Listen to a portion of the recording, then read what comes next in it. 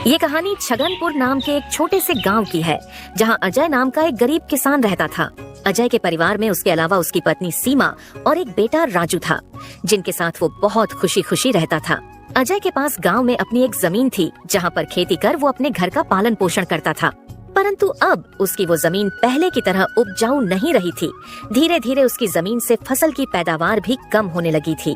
एक दिन इसी चिंता में वो अपने जमीन के पास बैठा होता है और कमाने का कोई और जरिया सोचने लगता है। दिन प्रतिदिन मेरे इस जमीन से उगने वाली फसल कम होते जा रही है। लगता है मुझे अब कोई दूसरी जमीन लेकर काम करना होगा, या तो कोई और जरिया ढूंढना होगा कमाने का। पर अब मैं इस जमीन के भरोसे नहीं रह सकता हूँ। चलो एक बार चल के सीमा से राय लेकर देखता हूँ वो क्या कहती है इस बारे में। अजय तुरंत खेत से अपने घर की तरफ चल पड़ता है। घर पहुंचकर वो सबसे पहले अपनी पत्नी सीमा को आवाज लगाता है। सीमा जरा यहाँ आना, तो तुमसे एक जरूरी बात करनी है। अजय की आवाज सुनकर सीमा वहाँ आ जाती है। बोलिए, आपने मुझे बुलाया क्या?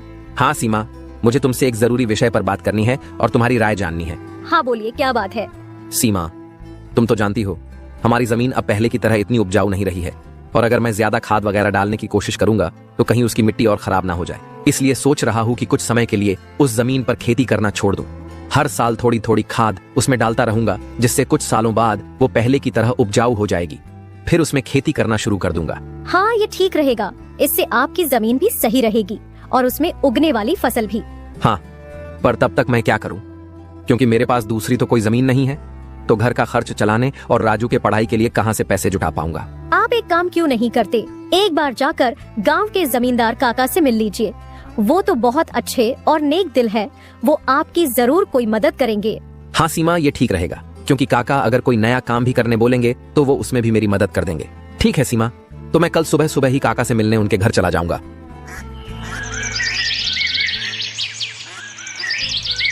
अगली सुबह अजय जमींदार से मिलने उसके घर के लिए चल पड़ता है। जमींदार के घर के बाहर पहुंचकर वो जमींदार को आवाज लगाता है। क्या आप घर पर हो? अजय की आवाज सुनकर जमींदार बाहर आता है। अरे आओ अजय बेटा, बोलो क्या हुआ? कुछ काम था क्या? हाँ काका, आपकी एक मदद चाहिए थी। हाँ बोलो ना बेटा, मैं किस प्रकार तुम्हारी मदद कर सकता हूँ? अजय फटाफट से जमींदार को अपने खेत की हालत बता देता है। तो इसमें परेशान क्या होना बेटा? काका, मेरे पास एक ही जमीन है जिस पर खेती कर मैं अपने घर का खर्च चलाता हूँ, और मैंने आज तक खेती के अलावा कोई दूसरा काम भी कभी किया नहीं। तो अब यही नहीं समझ रहा है मैं क्या करूं। बेटा, खेती के अलावा दूसरा काम क्यों करना? तुम एक काम करो, मेरे पास गांव के बाहर एक जमीन है, तुम उस पर खेती करो। काका, पर इससे तो आपका नुकसान हो जाएगा। नहीं बेटा, कोई नुकसान नहीं होगा। इसी बहाने तुम मेरी जमीन की देख रेख भी करोगे, क्योंकि अब तो मेरी उम्र भी हो गई है और मेरा बेटा भी शहर में रहता है। तो इससे तुम्हारा भी भला हो जाएगा और मेरी भी थोड़ी जिम्मेदारी कम रहेगी। ठीक है काका, अगर ऐसी बात है तो मैं कल से ही उस खेत पर काम करने चला जाऊंगा। अजय जमींदार को धन्यवाद कहकर वहाँ से अपने घर के लिए निकल जाता है। अजय अपने घर पहुंचकर सीमा को सारी बात बता देता है। ये तो बहुत अच्छा है, यानी आपकी सारी चिंता ही खत्म हो गई। हाँ सीमा, अब मैं काका के खेत पर बहुत मेहनत करूंगा और कोशिश करूंगा कि एक दो और खेत खरीद लूं, क्योंकि भविष्य में ऐसी समस्या आए तो उसके लिए हम तैयार रहे।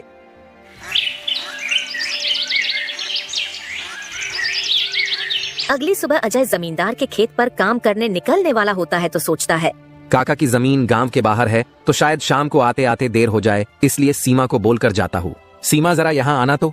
अजय को बुलाता सुन सीमा वहाँ आती है। बोलिए, आपने बुलाया मुझे? हाँ सीमा, सुनो, काका का खेत गांव के बाहर है, तो मुझे शाम को घर लौटने में थोड़ी देर भी हो सकती है। तो अगर मुझे देर हो जाए तो तुम और राजू खाना खाकर सो जाना।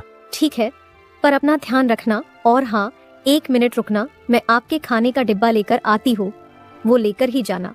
फिर क्या था, अजय अपना खाने का डिब्बा लेकर गांव के बाहर वाली जमीन पर काम करने चल पड़ता है। चलते चलते कुछ समय बाद वो गांव के बाहर वाली जमीन पर पहुंच जाता। माँ को इतने परेशान देख राजू पूछता है, क्या हुआ माँ? पिताजी अब तक क्यों नहीं आए? बेटा, तुम्हारे पिताजी आज काम करने जमींदार काका के गांव के बाहर वाली जमीन पर गए हैं, और उन्होंने मुझे बोला भी था कि उन्हें आते आते देर हो जाएगी, पर अब कुछ ज्यादा ही समय हो गया है। माँ, आप क्यों फिक्र कर रही हो? पिताजी ने जब बोला था कि उन्हें आने में देर होगी तो कुछ सोच समझकर कहा होगा। एक काम कीजिए, आप जाकर सो जाइए। राजू की बात सुनकर सीमा अपने कमरे में सोने के लिए चली जाती है। अगली सुबह भी जब सीमा देखती है कि अजय अब तक घर नहीं आया है, तो परेशान होकर वो सीधा जमींदार से मिलने उसके घर की ओर चली जाती है। सीमा जमींदार के घर पहुंचकर उनसे अजय के बारे में पूछने लगती है। नमस्ते जमींदार काका। नमस्ते बेटी, बताओ कैसे आना हुआ। काका, अजय कल आपके गांव के बाहर वाले खेत में काम करने गए थे, पर अब तक घर नहीं आए हैं। क्या कहा बेटी? अजय कल गया था और अब तक घर नहीं आया। हाँ काका, उन्होंने मुझे कहा था कि खेत गांव के बाहर है तो आते आते रात हो जाएगी, पर अब तो रात की सुबह हो गई, पर वो अब तक नहीं आए हैं। चिंता मत करो बेटी, मुझे थोड़ा समय दो, मैं अभी किसी को भेजकर पता लगाता हूँ कि अजय कहाँ है। जमींदार तुरंत अपने घर में काम करने वाले घनश्याम को अजय को देखने अपने खेत पर भेजता है। कुछ समय के बाद घनश्याम जमींदार के खेत पर पहुंच जाता है और वहां का दृश्य देखकर वो परेशान हो जाता है। ये क्या, अजय का तो पूरा शरीर नीला पड़ चुका है। मुझे लगता है इसे किसी सांप ने काटा है। मुझे तुरंत जमींदार जी को ये बात बतानी पड़ेगी। घनश्याम वहां से भागते भागते जमींदार के घर के लिए निकल जाता है। घनश्याम जैसे ही जमींदार के घर पहुंचता है, उसके कुछ कहने से पहले ही जमींदार उससे पूछने लगता है। क्या हुआ घनश्याम बेटा, तुम इतना दौड़ते हुए क्यों आए, और क्या तुम्हें अजय मिला? घनश्याम जमींदार को सारी बात बता देता है जो उसने खेत में देखी थी। घनश्याम जब जमींदार को सारी बात बता रहा होता है, तभी वहाँ पास में खड़ी सीमा भी सारी बात सुन लेती है और रोने लगती है। घनश्याम, तुम सबसे पहले वैद्य जी को लेकर वहाँ पहुँचो, मैं सीमा बेटी को लेकर वहाँ आता हूँ। घनश्याम को वैद्य जी के पास भेजने के बाद जमींदार सीमा को समझाने लगता है।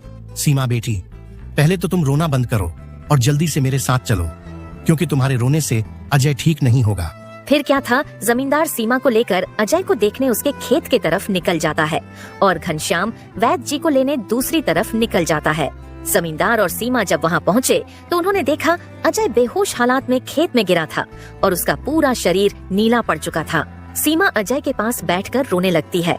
तभी वहाँ वैद्य जी आ जाते हैं। वैद्य जी के आते ही सीमा वहाँ से हट जाती है और वैद्य जी अजय की हालत का जायजा लेने लगते हैं। क्या हुआ वैद्य जी, अब कैसी है अजय की हालत? देखिए जमींदार जी, मैं आपको झूठ बोलकर अंधेरे में नहीं रखना चाहता हूँ, पर अजय की हालत बहुत खराब है। वैसे तो मैंने उसे जहर को काटने वाली औषधि दे दी है, परंतु जहर अजय के अंदर कुछ ज्यादा समय तक रह गया है, जिस कारण वो प्रगाढ़ बेहोशी के हालत में चला गया है। प्रगाढ़ बेहोशी, ये क्या होता है वैद्य जी? प्रगाढ़ बेहोशी के हालत में व्यक्ति जीवित तो होता है, परंतु उसके बदन के हिस्से में हलचल नहीं होती है, और ये अब कब होश में आएगा ये भी नहीं कह सकते हैं। वैद्य जी, तो अब हम क्या करें?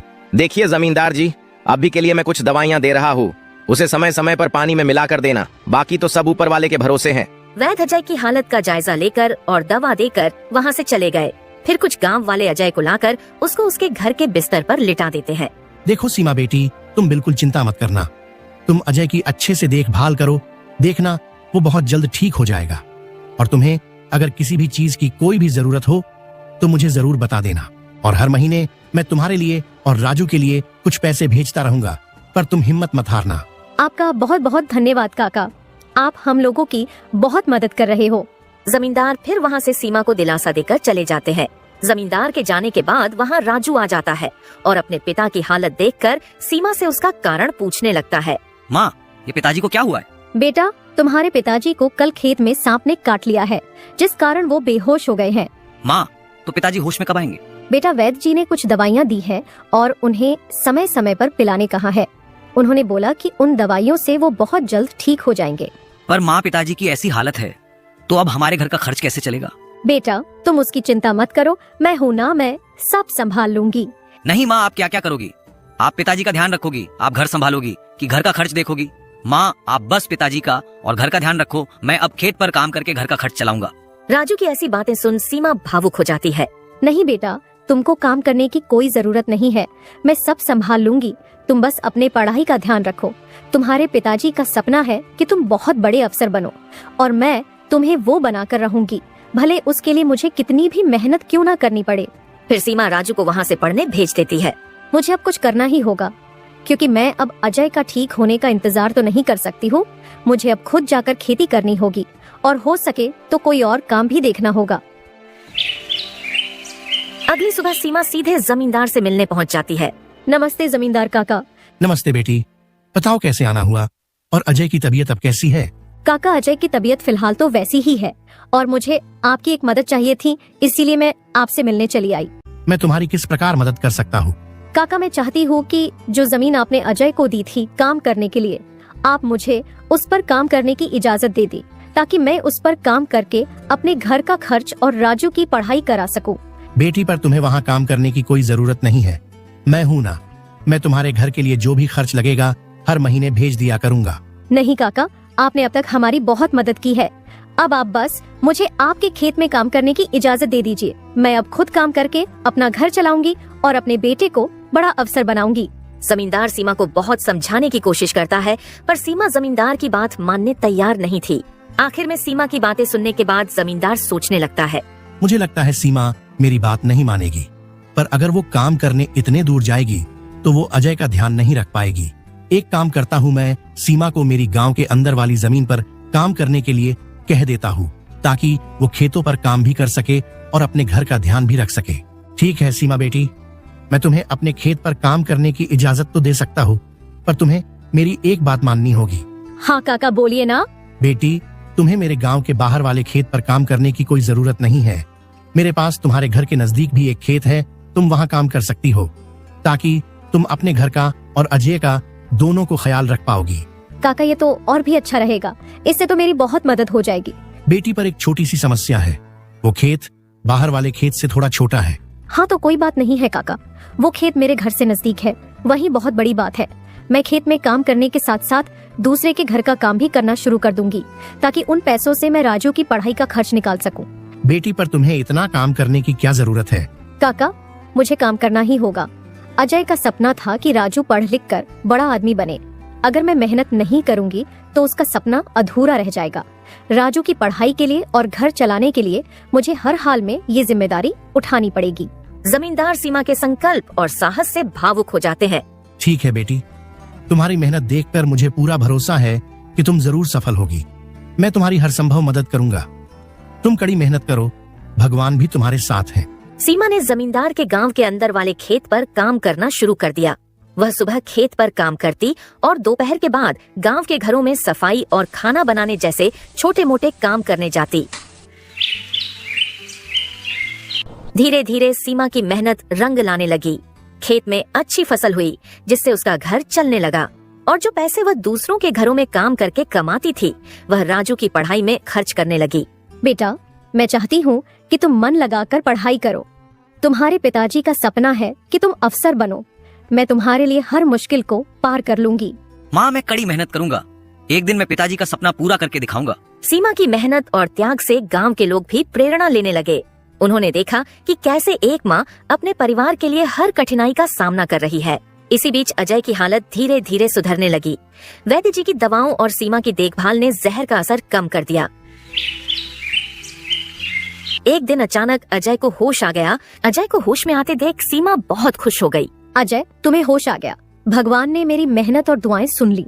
सीमा, मैंने तुम्हें और राजू को बहुत परेशान किया। नहीं अजय, तुम हमारी ताकत हो। जब तक तुम ठीक हो रहे थे, मैंने हर जिम्मेदारी संभाली, और देखो अब सब कुछ ठीक हो रहा है। अजय धीरे धीरे पूरी तरह ठीक हो गया। उसने सीमा की मेहनत और त्याग देखकर प्रण लिया कि अब वह उसके साथ कंधे से कंधा मिलाकर परिवार को आगे बढ़ाएगा। राजू की पढ़ाई भी सफलतापूर्वक चलती रही और कुछ सालों बाद वह एक बड़ा अफसर बन गया।